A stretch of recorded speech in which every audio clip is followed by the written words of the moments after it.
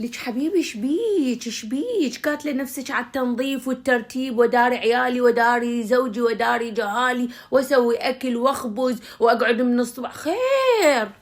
خير كل هذا على مود يقولوا ايش قد سباعيه ايش قد، وانتي خدامه، انتي خدامه حبيبتي، لا زوجك دايم لك، لا عيالك دايمين لك، لا جهالك دايمين، غير صحتك ما حد دايم لك.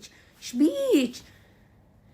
شايف المثل اللي يقول الشاطرة هلكت صحتها والخايسة الكل بخدمتها؟ أنا ما عندي مشكلة يقولون عليها خايسة وكلهم يخدموني، والله لا عندي مشكلة، خلي يقولون منا للصبح ما عندي مشكلة، كلها تخدم لي ويسوي لي شغلات ويقولون ما نحب شغلها ما تعرف تشتغل فاهية، ما عندي مشكلة، شي يقولون خلي يقولون حبيبتي، بس المهم ما أصير خدامتهم.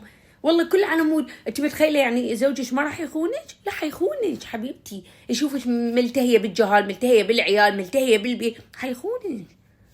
ليش حبيبتي؟ نداري صحتنا، نشتري الاشياء اللي نريدها، نسوي الشغلات اللي نحبها، يا تنظيف يا العمر يخلص والشغل ما يخلص، بس والله لانه عيالي حتى يقولون علي ايش قشار. ما اريد احكي بعد على العيال، تعبت.